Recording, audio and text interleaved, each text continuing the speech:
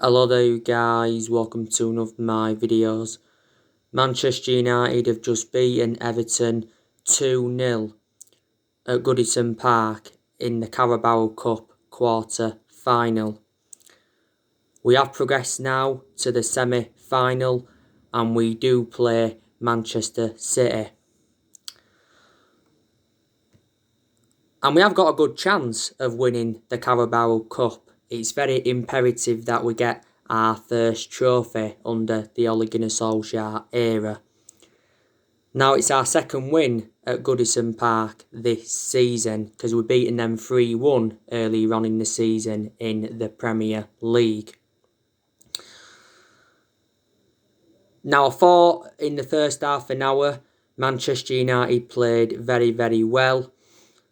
We kept the ball well, we showed good attacking intent, defensively we was good, we also created chances. Edison Cavani had, two good chances in the first half, 2 good saves from Olsen. Olsen actually did make a mistake in the game. Mason Greenwood, he had a good chance in the first half. It was a header. It actually come off the post.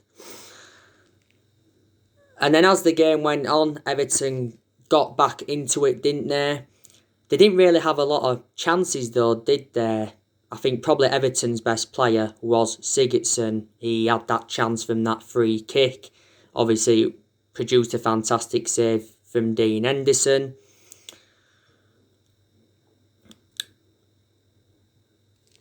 Seamus Coleman, he didn't have a bad game for Everton either. Dominic Calvert-Lewin, I thought he was quiet tonight. Didn't really get a lot of service. As you all know, Richie Arledson went off injured in the game. Obviously, he collided with Eric Bailly. People have been saying that Edison Cavani was lucky not to be sent off because he actually grabbed, was it Yeremina, if I'm right. Bruno Fernandes, he hit the crossbar in the game. Marcus Rashford also had a chance. I think Fernandes also had a chance from the free kick and Paul Pogba had a chance from the free kick. I have read some of the stats of the game. We had 19 shots and we created around 16 chances. So you can say we deserved the win. But I said this was going to be a tough game tonight. You know, Everton have been in good form. You know, they've won their last 3 league games. They've beaten Arsenal, Leicester and Chelsea.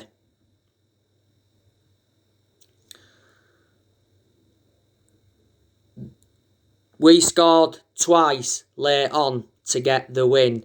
Obviously, the first goal came from Edison Cavani. What a fantastic goal that was. Curled it from like 20 yards. It was Anthony Martial that had got the assist.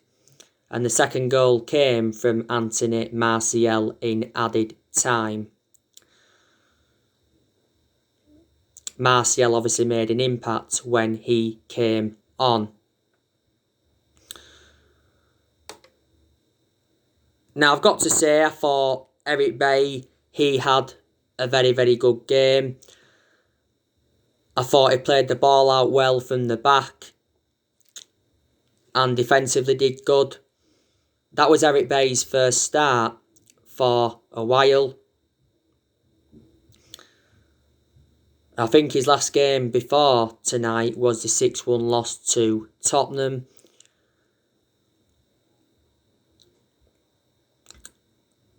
I thought Tuanzebe, he had a very, very good game at right back. I had a feeling we'd start Tuanzebe tonight because obviously Wan-Bissaka wasn't available. I think is Wan-Bissaka injured. Obviously Fosu-Mensah is another option at right back, but we decided to go with Axel Tuanzebe. Harry Maguire, he was quite good as well. Alex Telles, I thought he enjoyed a pretty good game, provided some dangerous deliveries. I like the way he crosses the ball, Alex Telles, and he did show some good attacking intent in the game. Telles actually went off in the game. I don't know if he's sustained an injury, but anyway, Luke Shaw came on.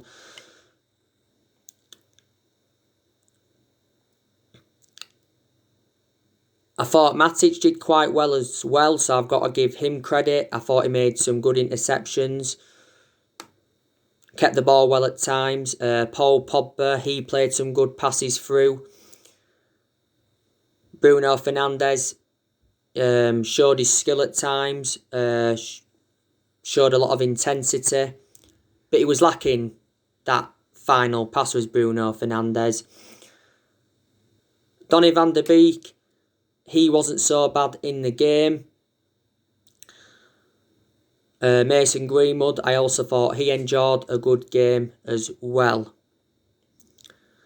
The substitutions that we did bring on, like I've already mentioned, I think, we brought Luke Shaw on, we brought Rashford on, and we brought Anthony Martial on. Solskjaer made around 7 changes from the 6-2 win against Leeds. Didn't he? On my next video, I will be giving you the player ratings. Everton, they'll be obviously disappointed. Like I've said to you, Everton have got a very, very good manager in Carlo Ancelotti. He's been at Everton now for is it a year or just over a year?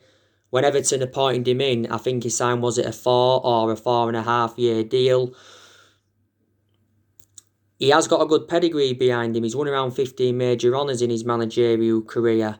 Obviously, before Everton had Ancelotti, they had Duncan Ferguson. They had him on a temporary basis. Before that, they had Marco Silva. They was very inconsistent under Marco Silva, and that's why they sacked him. At one point, they had Roberto Martinez, and to be fair, they was consistent under him, and obviously they had Moyes before. Moyes enjoyed around 11 years with Everton. And Ancelotti signed a few players at Everton. Don't forget, he obviously brought James Rodriguez in. He brought Decore in. He brought Allen in. He brought Ben Godfrey in. He brought Olsen in on loan. Everton did have a few injuries tonight. Obviously, Fabian Delph wasn't available. James Rodriguez wasn't available, and like I said, he's made an impact at Everton. Allen wasn't available. Lucas Digne wasn't available, and Gabbyman wasn't available. Andrea Gomez, though, played tonight. He's just come back from injury for Everton. Everton, like I said, have lost a few players. Don't forget they did lose Idrissa Gueye. I like the way he breaks up the play. Moise Keane went out on loan to PSG. They let Theo Walcott go out on loan to Southampton. They lost Lukaku to us back in 2017. They lost Fellaini back in 2013.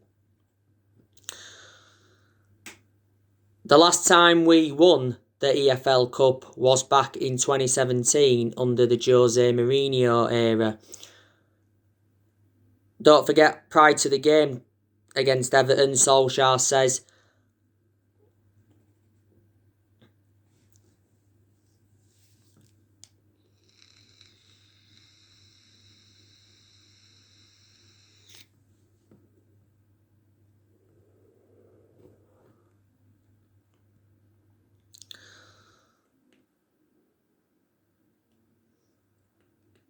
our players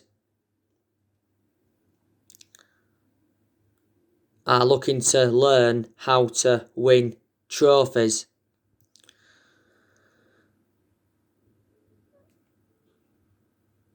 But it's going to be a very, very good semi-final against Manchester City. I think it is on the 4th of January. We've already played Manchester City once this season.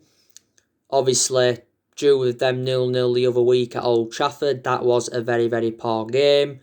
We beat them 3 times out of the 4 times we played them last season, City. We obviously beat them 2-0 at Old Trafford. We're beating them 2-1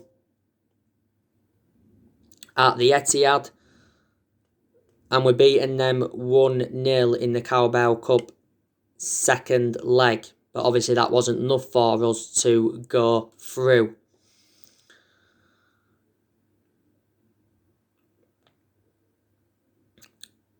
City haven't been great though this season. I expected more from Manchester City. You know, obviously they've got one of the best managers in the world in Pep Guardiola. You know, earlier on the season, Pep Guardiola signed a 2-year contract at Man City, didn't he? And he's been Manchester City manager since 2016. So he's been at Man City now for a good 4 years or so. He's obviously won 2 Premier League titles with Man City. A few seasons ago, City registered 100 points. First team in the Premier League to do that.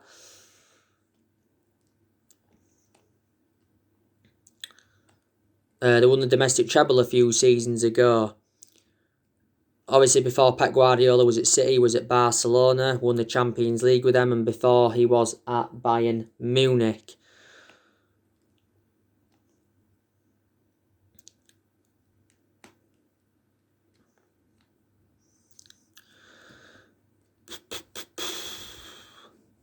But City, I've got some good players in their team. Obviously, Aguero, he's one of their key players. Obviously, they've got Gabriel Jesus, he's one of their key players. They've got Raheem Sterling, he's one of their key players. Riyad Mahrez, he's one of their key players.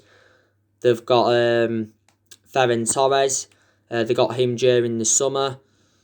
They've obviously got Bernardo Silva. Kevin De Bruyne, he's obviously one of their key players and he's regarded as one of the best midfielders in the Premier League. They've obviously got Ilkay Gundogan. They've got Ruben Diaz, one of their centre-halves. They got him during the summer. Nathan Ake, he's one of their centre-halves. They got him during the summer. Obviously, they've got Benjamin Mendy. He's one of their left-backs, but he's injury-prone. They've got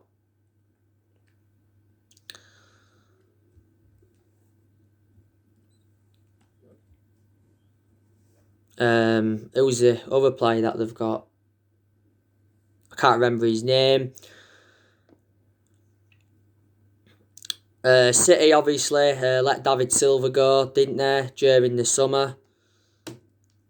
Obviously they let Otamendi go as well. Joe Hart also left them. Obviously before City had Guardiola, they had Manuel Pellegrini, they won the title under him, and obviously they had Roberto Mancini, won the title under him. When they won the title under Roberto Mancini, that was their first title in 44 years. But anyway, we're looking forward to our next game now, and that is Leicester on Saturday, 12:30 kickoff. That is a big game for Manchester United, and I said it's a big test for Solskjaer. Leicester are a good team. They're sitting second in the Premier League. You know, that's very good to their standards. They've got a very good manager in Brendan Rodgers of Leicester. Brendan Rodgers, I think, has been Leicester manager now for almost 2 years.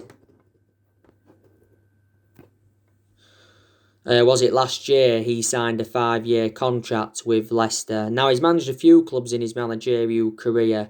Before he was at Leicester, he was at Celtic, enjoyed a few years with them. He's been at Liverpool before, enjoyed one good season with them. Been at Swansea before. Obviously, when he was younger, he managed the likes of Reading and Watford.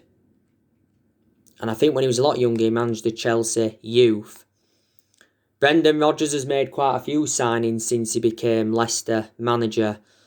Obviously, he brought the likes of Dennis Pryor in, Youri Tielemans, James Justin, Perez. He also brought Fofana in. He got Senghis on loan. I think he got a few players on loan, Brendan Rodgers. One of Leicester's key players is obviously Jamie Vardy. I like the way he's risen up from non-league football. I think he's at that elite level now, Vardy. He has been injured, but I think he's going to be available for Saturday. That's been confirmed by Rodgers. Iheanacho, he's one of their key players. James Maddison, he's definitely one of their key players. They've also got Ndidi, one of their key players. Ricardo Pereira, he's one of their key players, but I think he's out with injury. They've got Fuchs, they've got Wes Morgan, Johnny Evans, he'll be reuniting with Man United on Saturday. And don't forget, Leicester have let good players go. They obviously let Harry Maguire go in the summer of 2019. He came to us. They've also let Ben Chilwell go to Chelsea during the summer. They let N'Golo Kante and Danny Drinkwater go to Chelsea. So Chelsea have done good business with Leicester from their perspective. And they let Riyad Mahrez go in the summer of 2018 to Man City. Now our game after Leicester, it's Wolves at home. Should be winning that. And then on New Year's Day, it's Aston Villa. So games are still coming up thick and fast for Manchester United. Obviously, in the game tonight against Everton, David De Gea didn't play any part. I had a feeling Dean Henderson was going to start the game anyway. I've already said to we should put Dean Henderson as number one because I think he's reliable enough now to become our number one goalkeeper. He did make a mistake against Sheffield, but I still think he's a good goalkeeper. But I still think David De Gea is going to remain our number one now. He's probably going to remain our number one for the rest of this season. Victor Lindelof, obviously, he didn't play any part tonight. I said he wouldn't, didn't I? But, yeah. And by the way, tonight, it's the first time we've started our three midfield stars in Donny van de Beek, Paul Pogba and Bruno Fernandes. So hopefully Solskjaer will use the same favourite tactic. But yeah, we are in really, really good form now. I think we've won 6 of our last 7 league games. We've been absolutely exceptional away from home. As you all know, we have won our last 10 away games in a row in the Premier League. When we beat Sheffield United last Thursday, we became the first team to win 6 successive away games after conceding first. We've won 2 games at Old Trafford in the Premier League this season. That was obviously West Brom and Leeds. Now, a lot of Manchester United fans are saying Ollie in. But earlier on in the season, it was totally comparison because there was a lot of Manchester United fans demanding Ollie out. But United fans are really changing their perceptions now. And like I've said, if this good vein of form can continue to March, then my perception will change even more. Definitely Solskjaer will still be Man United manager in the new year. And he will still be Man United manager probably at the end of this season. He has been under pressure quite a few times since he got appointed in because obviously there has been talks of Mauricio Pochettino coming in. There's obviously been talks of Massimiliano Allegri coming in. Julian Nagelsmann's been on our agenda a few times. So too has Massimiliano Allegri. Ole Gunnar Solskjaer's long-term priority is leading the club to long-term success. And Solskjaer said a few times this season that Manchester United can win the Premier League. And if there's a few Man United fans that think now we can win the Premier League, I'm not going to get too carried away. I'm very sceptical we'll win the league this season, but we are certainly in that title race. Roy Keane's recently said that Manchester United can challenge Liverpool for the Premier League title. Because Roy Keane, don't forget, did say that over the past few months we have been criticised, particularly on our home record. And obviously Roy Keane earlier on the season did criticise our defence and our goalkeeper. But I certainly think that 21 is coming. We haven't won the Premier League title since 2013, so we haven't won it now for around 8 years.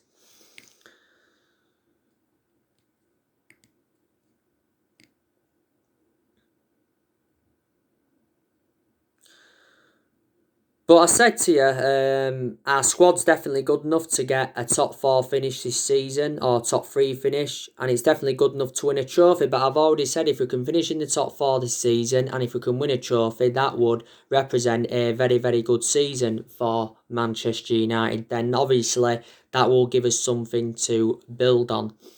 This is Ollie's second full season at the club. He's been Man United manager now for just over 2 years. It was recently his 2-year anniversary at the football club.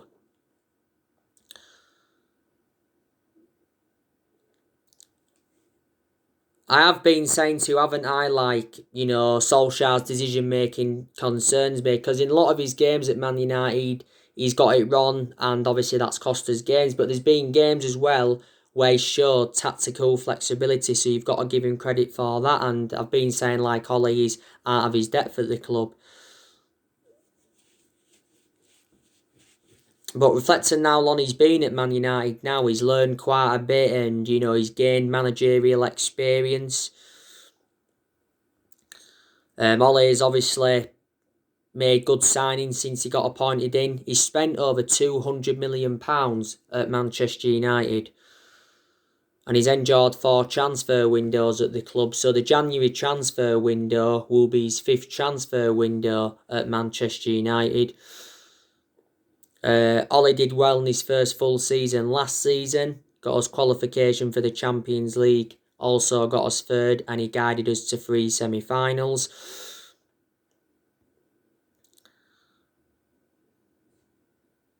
We've also seen a lot of players depart the club since he got recommended in.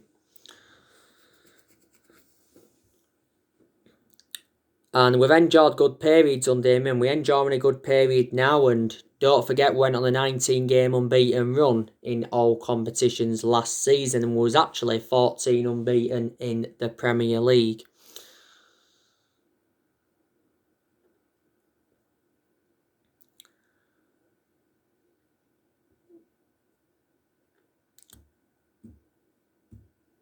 But it is good that we are making plans for next year. Obviously, we've got a lot of players on our agenda. You already know the news on Moises Caicedo. He's set to become our first signing in January. Dario Extra, which is an Ecuadorian outlet, they've recently said that talks are at an advanced stage for Moises Caicedo. We have reached an agreement. We're going to get him for around 4.5 million, and I think he's going to sign a 5-year contract. Fabrizio Romano's confirmed that the deal is close, as I updated you earlier on today. And we've outbid AC Milan and RB Leipzig for the player. He's a defensive midfielder, and he is the age of 19. Going to become the second Ecuadorian to represent Manchester United. And obviously, Solskjaer wants to bring young players into the club so they can obviously, develop and that. Obviously, you already know the news on David Alaba. You know the news on Jack Grealish. I think we're going to go in for Jadon Sancho as well next year. But we have already revealed our transfer plans. We are looking to strengthen in 4 positions. Now, we are looking to get a right winger in. We're looking to get a defensive midfielder in. We're looking to get a centre-half in. And we're also looking to get a right-back in. It recently said that Ed Woodward has changed our transfer strategy.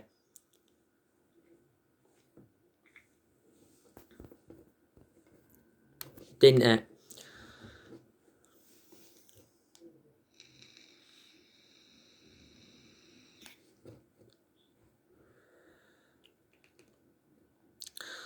But hopefully Solskjaer next year gets the backing that he deserves, because during the summer transfer window he wasn't backed enough by the board, because we missed out on all of his priority targets. But the board haven't backed any of the managers that we've had since Sir Alex Ferguson left, and this is one of the main reasons why the board's been one of the biggest problems at the club for several years.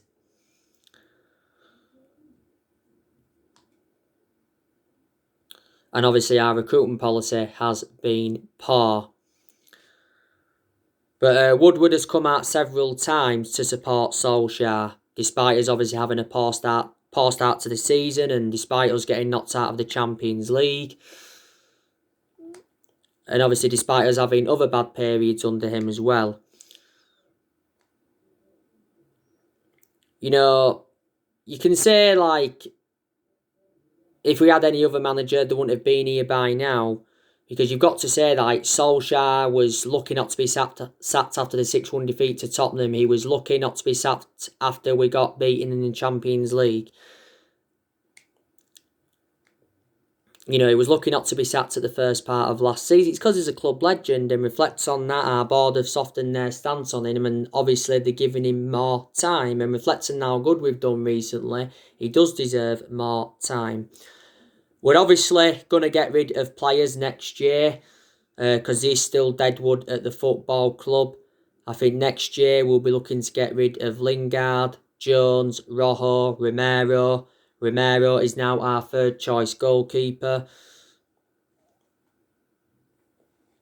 Matic could possibly go next year. Mata could go next year. A lot of United fans are expecting Paul Pogba to go next summer, but like he updated you this morning, Solskjaer says he is convinced that Paul Pogba can stay if the club win trophies. He mentioned that Paul Pogba has got a good attitude and he has the right mentality for Manchester United. There's been rumours of Daniel James leaving. There's obviously been rumours of Brandon Williams going out on loan. Earlier on in the season, there was rumours of Dean Henderson going out on loan.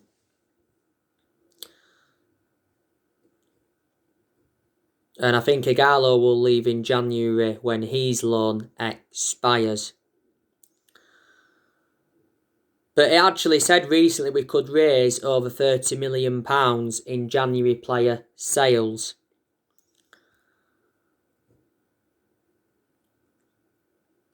Like I've said to you time and time again before, no manager at Man United, or no manager in general, will replicate Ferguson's legacy, or they won't last as long as Ferguson did, but we will be back up there soon, you know, challenging and winning major honours and that.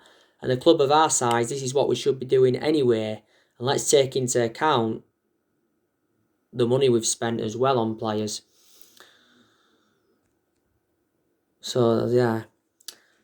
Obviously, McTominay, he's out with a groin injury at the moment. Obviously, he didn't play tonight. It's a shame, really, because he enjoyed a fantastic game against Leeds. Obviously scored 2 goals. Also got an assist. That was definitely his best game in a Manchester United shirt, McTominay.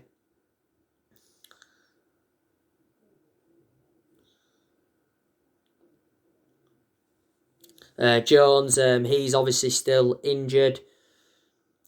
Lingard, I think he was in the squad, wasn't he? Because Solskjaer confirmed he was going to be in the squad for tonight's game. But Lingard's obviously lost his place in the team anyway. Telles might be now injured. Luke Shaw, he's just come back from a minor injury because he went off in the 6-2 win against Leeds. But yeah. So anyway, guys, that's everything to update you today. Drop your comments, likes below on the channel. If you do, consider subscribe as always, and take care. God bless you all again very, very soon.